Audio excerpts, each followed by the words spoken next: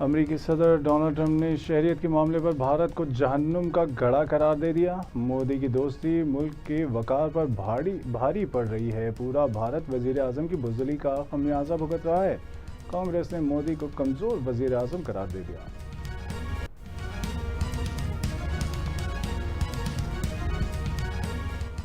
بھارتی وزیر دفاع راجناتھ سنگھ جرمنی میں آبدوز کے اندر داخل ہوتے ہوئے پھنس گئے۔ ویڈیو سوشل میڈیا پر وائرل۔ جرمن اہلکاروں نے کھینچ کر بھارتی وزیر دفاع کو باہر نکالا۔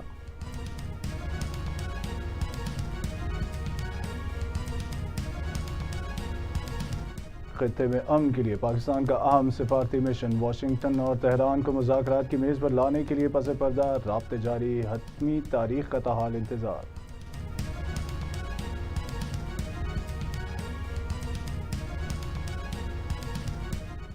اسرائیل اور لبنان کے درمیان جنگ بندی میں 3 ہفتوں کی توسیع کا اعلان۔ صدر ٹرمپ رواں سال مستقل امن کے لیے پرامید۔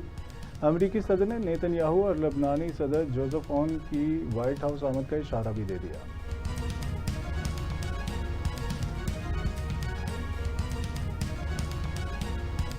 ایران میں کوئی شدت پسند نہیں، ہم سب ایرانی اور انقلابی ہیں۔ صدر مسعود پزیشکیان اور اسپیکر باقر کالباف کا مشترکہ اعلان۔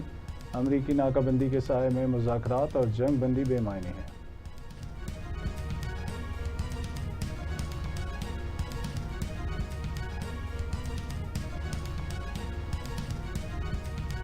پاکستان نے متحدہ عرب امارات کے تمام مالیاتی قرضے اتار دیے۔ اسٹیٹ بینک نے 3.45 ارب ڈالر کی واپسی کی تصدیق کر دی۔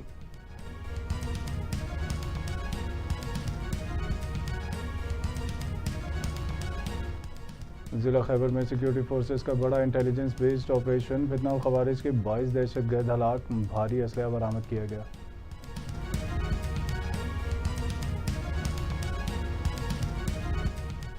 اچھرا میں معصوم بچوں کے قتل کا ڈراپ سین ہو گیا، ماں ہی بچوں کی قاتل نکلی۔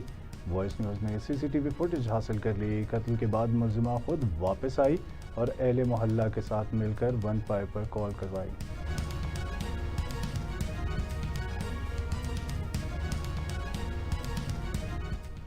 صومالیہ کے قریب بحری قزاقوں نے آئل ٹینکر پر قبضہ کر لیا۔ جہاز پر موجود عملے کے 11 پاکستانی ارکان بھی قزاقوں کی قید میں۔ وزارت بحری امور اور شپنگ ایجنسی کا عملے سے رابطہ منقطع ہو گیا، تاحال کوئی پیش رفت سامنے نہ آ سکی۔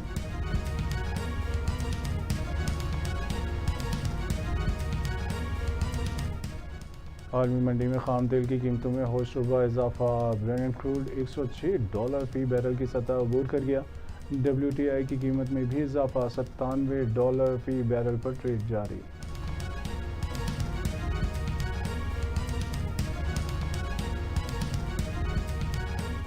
اور PSL 11 میدان جنگ بن گیا۔ محمد عامر اور فہیم اشرف آپس میں الجھ پڑے۔ دونوں کھلاڑیوں کی ضابطۂ اخلاق کی خلاف ورزی کرنے پر میچ فیس کا 10% جرمانہ۔ کھلاڑیوں نے غلطی تسلیم کر لی۔